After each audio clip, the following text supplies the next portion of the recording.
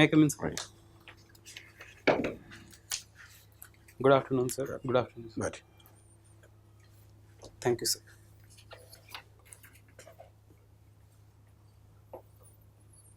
Ajit, Yes, sir. आप अपना परिचय दीजिए। सर मेरा नाम अजीत कुमार है। मैंने अपनी ग्रेजुएशन आईआईटी गुवाहाटी के बायोटेक्नोलॉजी ब्रांच के थ्रू की है। मैंने ग्रेजुएशन 2018 में कंप्लीट की है। मेरी ऑप्शनल केमिस्ट्री है और मेरी हॉबी फ्रंट एंड वेबसाइट बनाना और क्रिकेट है। बहुत बढ़िया। आपने यूपीएससी भी 3 बार दिया है। Yes sir. कहाँ तक पहुँचे थे यूपीएससी में? सर पहले राउंड से आगे नहीं बढ़ पाया। प्रीलिम्स से आगे नहीं गए। No, sir. अच्छा, और बीपीएससी में? बीपीएससी में मैंने 3 अटैम्प्ट दिए हैं। ये पहली बार मैं इंटरव्यू राउंड तक पहुंचा हूं। उससे पहले 2 राउंड्स में पहले राउंड के आगे नहीं पहुंच पाया था। वेरी गुड, ठीक है। अजीत, ये बताएं कि हमारा जो क्रिप्टो करेंसी जो है, ये धीरे धीरे डिजिटल करेंसी की तरफ हम जा रहे हैं, क्रिप्टो से डिजिटल करेंसी की तरफ जा रहे हैं। तो इससे क्या क्या एडवांटेजेस है? अगर हम डिजिटल करेंसी को वो करते हैं, उस फेज़ में अगर हम जाते हैं, तो क्या एडवांटेजेस है इंडियन इकोनॉमी में? सर भारतीय इकनॉमी में जो फ़ायदे होंगे, पहले तो टेररिज्म और एंटी करप्शन से लड़ने में फ़ायदा होगा। दूसरा, हम जो बेनिफिशियरी स्कीम्स चलाते हैं उसमें भी डायरेक्ट ट्रांसफ़र करने में बहुत मदद मिलेगी। क्यों? उससे क्यों? वो तो आज भी हो रहा है। आप तो बैंक अकाउंट में आपका पैसा जा रहा है। सर उसमें हमें पैसे प्रिंट नहीं करने पड़ेंगे, उससे जो खर्चा है वो बच जाएगा। जो अभी जनरली आरबीआई को करीब 7-8 हज़ार करोड़ हर साल लगते हैं पैसे प्रिंट करने में, फिजिकल करेंसी, वो बच जाएंगे। अभी तो इतना ही सोच पा रहा हूँ। तो अगर आरबीआई का जो जैसा आपने बोला कि एक्सपेंडिचर कम हो जाएगा, यस सर। है ना? तो इकोनॉमिक्स में तो अगर आपका एक्सपेंडिचर है वो तो मेरे लिए इनकम है, ऐसा ही तो है। पैसा बाहर तो नहीं जाता होगा। Yes sir. प्रिंटिंग में जो लोग इन्वॉल्व हैं वो भी तो हमारे देश के ही हैं। Yes sir. तो अगर आरबीआई का एक्सपेंडिचर है तो बाकी लोगों के लिए इनकम है, तो इनकम तो जनरेट हो रहा है। सर जो वो पैसा हम उसमें खर्च कर रहे हैं, उन पैसों को हम और भी लाभकारी स्कीम्स वगैरह में यूज़ कर सकते हैं। अच्छा, चलो ठीक है, मैं समझ गया। आप ये कह रहे हैं कि मान लीजिए 2000 रुपये का कोई नोट है, उसको प्रिंट करने के लिए कोई खर्चा उसमें होगा इन्वॉल्व। यस। तो बाकी के पैसे जो हैं उसका क्या क्या करते हैं आरबीआई? अपने पास रख लेते हैं या उसको उस पैसे से आरबीआई भारतीय गवर्नमेंट के बॉन्ड्स खरीदती है और उनको डिस्ट्रीब्यूट नहीं करते हैं? वो आरबीआई और गवर्नमेंट ऑफ इंडिया के बीच आपस में डिस्ट्रीब्यूशन नहीं होता है? वो साल में एक बार सर डिविडेंड जितना आरबीआई करती है वो एक साल में ट्रांसफ़र कर देती है, साल के अंत में या फाइनेंशियल ईयर के अंत में। नहीं समझ में आया, मतलब सर जैसे आरबीआई बहुत सारे काम करती है, जैसे करेंसी एक्सचेंज और ये जैसे सारे। 2000 का नोट ले लीजिए। Yes sir. उसका मान लीजिए एक कितना एक्सपेंडिचर होता है एक 2000 का नोट प्रिंट में? सर मैं श्योर नहीं ठीक है, कुछ एक आइडिया ले लीजिए। मान लीजिए 4 रुपया प्रिंटिंग कॉस्ट है। यस। तो बैलेंस अमाउंट का क्या होता है? बैलेंस अमाउंट सर वो अपने बैंक अपने पास रख लेते हैं? नहीं सर, उससे उसको बैंकिंग, हमारे जो बैंकिंग सिस्टम है उसमें लोन दिया जाता है बैंकों को भी, ताकि। किस में रहता है? कॉन्सोलिडेटेड फंड ऑफ इंडिया में रहता है? कहाँ रहता है ये, मैं ये जानना चाह रहा हूँ। उसके श्योर नहीं सर इसके बारे। एक और चीज़ है, जैसे अभी आपने बोला है बैंकिंग सेक्टर के बारे में, पीएसयूज एंड पीएससीज के बीच क्या अंतर है? कुछ है अंतर या दोनों एक ही चीज़ है? Public sector enterprises, public sector units. Sorry sir इसके बारे में कोई आइडिया नहीं। ठीक है। ये जो फ्रंट एंड वेबसाइट डेवलपमेंट करती है, ये होता क्या है? सर जैसे कोई भी वेबसाइट या वेब ऐप रहती है, जो उसका जो कस्टमर इंटरेक्ट करता है, जो आगे वाला फ्रंट रहता है, उसको डेवलप करते हैं जो लोग, उनको फ्रंट एंड वेब डेवलपर बोलते हैं। तो ये आप इसके बदले में आप पेमेंट भी लेते हैं? नो सर, ये है फ्री में करते हैं आप? ये मेरा इंटरेस्ट था मेरे कॉलेज के दिनों से ही, तो उसको ही मैं कंटिन्यू करता हूँ। तो अभी आप कितने किए इस टाइप का वेबसाइट डेवलप? करीब 4-5 मैंने डेवलप किए हैं। मैं कॉलेज में भी था तो प्रोफेसर्स के लिए, अपने दोस्तों के लिए जो पीएचडी स्कॉलर्स रहते हैं उनके लिए मैं करता था। और अभी कुछ दिनों पहले ही मैंने एक दोस्त की अंकल की क्लिनिक है, उनके लिए भी किया था। तो इसमें फ्यूचर है या नहीं है? फ्यूचर तो बहुत अच्छा है सर आगे। तो आप उसी फील्ड में जा सकते थे, आपका हॉबी भी है, इंटरेस्ट भी है आपका उसमें। यस सर, मैंने इसको एक्सप्लोर करने की कोशिश किया था। मैंने इंटर्नशिप भी की थी कॉलेज में, थर्ड सेमेस्टर में। और उसके बाद मैंने एनएसएस के थ्रू काम भी किया था, तो मुझे वो वर्क मुझे ज़्यादा अच्छा लगा। इसलिए मैंने ये वेब डेवलपमेंट वाला काम रोक दिया। अच्छा, ये आप इसमें डीएसपी बनना चाहते हैं? यस। तो पुलिस डिपार्टमेंट का कोई वेबसाइट है, देखा आपने? बिहार गवर्नमेंट की वेबसाइट है क्या? एग्जैक्ट यूआरएल तो नहीं पता, पर होगा। मैंने देखा नहीं सर। पता आपका। मान लीजिए अगर आप वेबसाइट डेवलप करना पड़े, पुलिस डिपार्टमेंट Yes, sir. का कोई काम है, वेबसाइट डेवलप करने के लिए आपको बोला गया है, आप क्या क्या उसमें रखेंगे, कैसे डेवलप करेंगे, मतलब क्या हो रखेंगे, कौन कौन सी इन्फॉर्मेशन क्या आप देना चाहेंगे उसमें, वेबसाइट में? सबसे पहला तो सर उसमें ये सुविधा रहनी चाहिए कि कोई भी अगर ग्रीव्ड पर्सन है, वो अपना ऑनलाइन अगर देना चाहे तो एकदम उसके लिए सामने ही वेबसाइट खोलते ही एकदम सूचना रहे कि आप यहाँ से अपलोड कर सकते हैं चीज़ों को। फिर ये क्या जानकारी अपलोड करेंगे? कोई अगर रिपोर्ट है, किसी चीज़ की घटनाएं हुई है, उसको रिपोर्ट कर सकते हैं।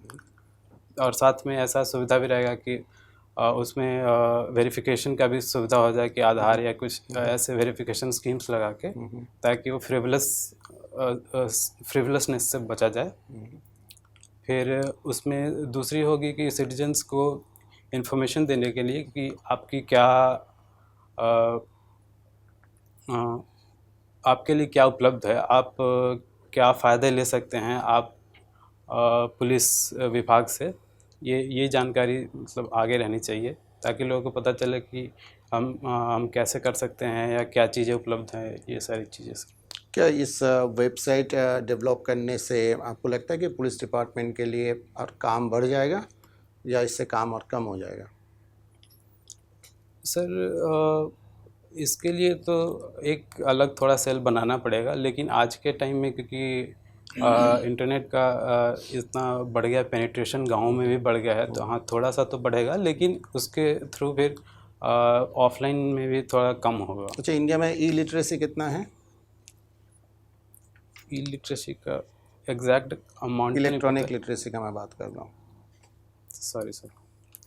अच्छा, ठीक है, ठीक है। अच्छा, ये बताइए, बहुत बढ़िया आपने अपनी हॉबी बताई है, वेबसाइट आप डेवलप करते हैं या ऐप डेवलप करते हैं। अगर ये जो हमारे एस्पिरेंट्स आ रहे हैं ना बीपीएससी के लिए, इनके लिए अगर कुछ डेवलप करना हो तो क्या क्या पॉइंट आप अपने नज़र में रखेंगे सर इंटरव्यू जो देने जा रहे हैं इंटरव्यू के लिए? यस सर, सबसे पहले तो ये करेंगे कि जो गाइडलाइंस है जो फॉलो करनी होती है स्टूडेंट्स को, कि जो इंस्ट्रक्शंस है वो एकदम अच्छे से होगा। फिर ये सारी जो फ्रॉडलेंट बातें चलती रहती है सब जगह कि ये हो रहा है वो हो रहा है, वो सब चीज़ों से बचने के लिए गाइडलाइन एक रखा जाएगा।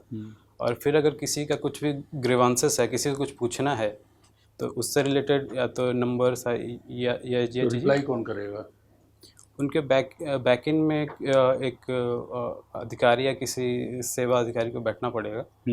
वो जो कॉल है उसको फॉरवर्ड करेंगे, मतलब जानकार रहेंगे इन सब चीज़ों के। तो उसमें कोई चार्ज वगैरह नहीं लेंगे? Anybody can use it? फिर तो करप्शन भी हो जा सकता है। तो अगर एक नॉमिनल चार्ज डालें कि आप हमारा मेंबर बनिए तभी आप इसको यूज कर सकते हैं, ये किया जा सकता है? उसको फ्रॉड रोकने के लिए ये भी किया जा सकता है, था ये भी किया जा सकता है कि जैसे बीपीएससी को ये पता होती है कि कौन सा किस बच्चे ने क्वालिफाई किया है, तो अगर हम वो कॉल लेते टाइम ही वो वेरीफाई कर सकते हैं, तो उससे फ्रॉडलेंट कम हो जाएगा, फ्रॉडलेंट चीज़। हाँ, लेकिन बीपीएससी से पहले आपको रजिस्टर होना पड़ेगा तभी आप कर पाएंगे। Yes. ऐसे अगर आप एज ए स्टूडेंट अगर आप डेवलप करना चाहें तब मैं पूछ रहा था। मान ली परफेक्शन वालों ने बोला आपको कि एक आप हमारे लिए डेवलप कर दीजिए। Yes sir. है ना? तो क्या क्या और क्या बातें हो सकती हैं उसमें? हाँ सर, उसमें फ्रॉडलेंट चीज़ों से बचने का एक तो और होता है कि सर गूगल कैप्चा नाम की एक चीज़ होती कैप्चा है। है, हाँ। जिससे वो अटैक वगैरह, डीडोस अच्छा, अटैक ये वगैरह। बताइए स्टेम सेल क्या है?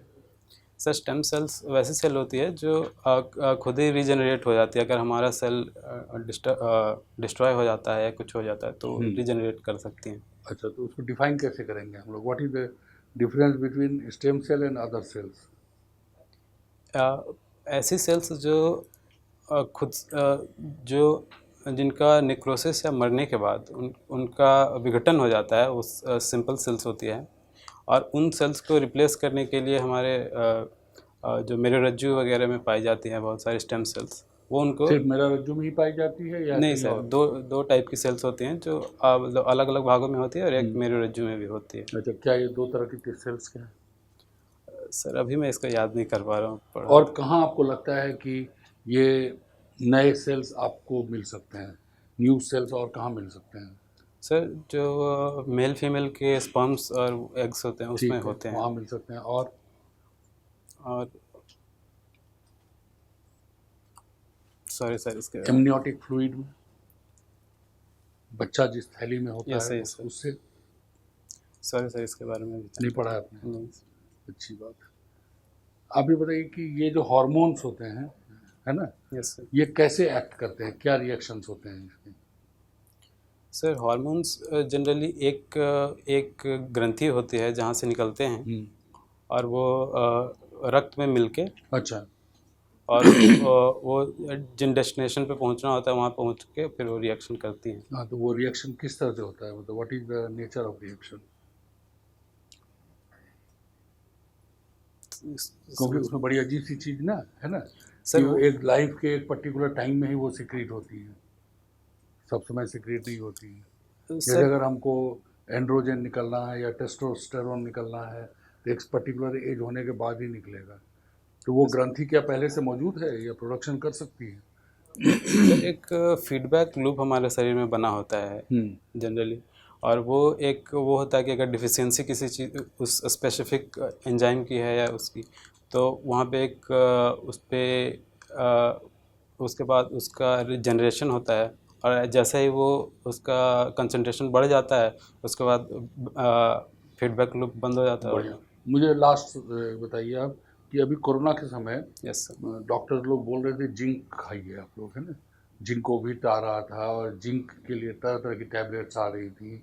तो ये जिंक पहली चीज़ कि हम क्यों खाते थे, और दूसरा कि जिंक प्राकृतिक रूप से कहाँ कहाँ पाया जाता है जो हम खा सकते हैं? सॉरी सर, इसमें Thank you. अजीत, यस आपने बायोटेक इंजीनियरिंग की है यस और फिर केमिस्ट्री चुना आपने ऑप्शनल्स Yes, के sir. लिए।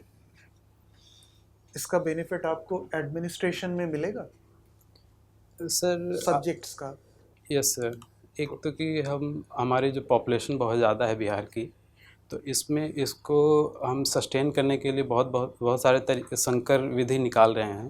जैसे हमारे कृषि विश्वविद्यालय सबौर में बहुत सारे प्रयोग हो रहे हैं। तो ऐसी चीज़ों से रिलेटेड अगर कुछ काम होगा तो उसमें मैं कुछ मदद कर सकता हूँ। साथ ही आजकल अपशिष्ट प्रबंधन, वाटर रिसाइकलिंग वगैरह की चीज़ें हैं जिसमें बीओडी सीओडी ऐसे तरीके तक पता होनी चाहिए लोगों को, तो उसमें हेल्प हो सकती है। अच्छा, ठीक। और कुछ? बिकॉज आपको पता नहीं है कि आपकी पोस्टिंग कहाँ होने जा रही है। कुछ ऐसी चीज़ है जो कि हर जगह आप यूज़ कर सकें? सर कचरा प्रबंधन की तो प्रॉब्लम लगभग हर जगह है बिहार में, तो इसमें तो यूज हो सकता है। अच्छा अच्छा। और जिससे आगे भी सोच नहीं पा रहा हूँ सर। ठीक है। Cas9 क्या है? सर Cas9 एक प्रोटीन है जो स्पेसिफिक डीएनए या उसके जो मोटिव्स होते हैं उनको पहचानती है, कि अगर हमें कहीं पे किसी जीन में कहीं पे ऑल्ट्रेशन करनी है तो उस जगह पे जाके उसको पहचानती है, और उसको फिर अगर हम स्प्लाइस करना चाहते हैं या काटना चाहते हैं तो उसको रिकॉग्नाइज करती है। ना? तो आई थिंक कि कटिंग प्रोसेस में ही ज़्यादा यूज़ होता है Cas9, है यस ना? यस और इसी के साथ एक और टर्म जुड़ा हुआ है CRISPR, yes CRISPR Cas9। Yes sir. CRISPR क्या है? क्रिस्पर ही वो पैलिंड्रोमिक रिपीट होता है जीन में, जिसको रिकॉग्नाइज करते हैं क्रिस्पर Cas9। रिकॉग्नाइज, क्रिस्पर है क्या? क्रिस्पर जो नाम है वो है क्या? किसी मॉलिक्यूल का नाम है या कुछ और है? क्रिस्पर है क्या? सर स्पेसिफिक, जहाँ तक मुझे याद आ रहा है, स्पेसिफिक जीन में कोई एक मतलब एक स्पेसिफिक एरिया होता है जिसको हमें अगर कट करना है, उस एरिया को क्रिस्पर बोलते हैं। एरिया को, यस एरिया को क्रिस्पर बोलते हैं। श्योर हैं आप? सर, अभी तो यही याद कर पा रहा हूँ मैं। ठीक। एलिलोपैथी क्या होता है? एलिलोपैथी, सॉरी सर, कुछ आपके सब्जेक्ट से रिलेशन है एलिलोपैथी का? तो अभी तो ध्यान नहीं आ रहा है मुझे सर। ध्यान में नहीं आ रहा है। इन्वेसिव स्पीशीज क्या होती हैं? इन्वेजिव स्पीशीज़ वो होती हैं जो एक इकोसिस्टम है, उसमें आके जो वहाँ की वहाँ पे खुद से फैलना स्टार्ट कर देती हैं, और वहाँ के जो होस्ट होते हैं उनको उनके न्यूट्रिएंट्स को यूज़ करने लगती है। एलेमोज क्या होते हैं? Alamos, LMO।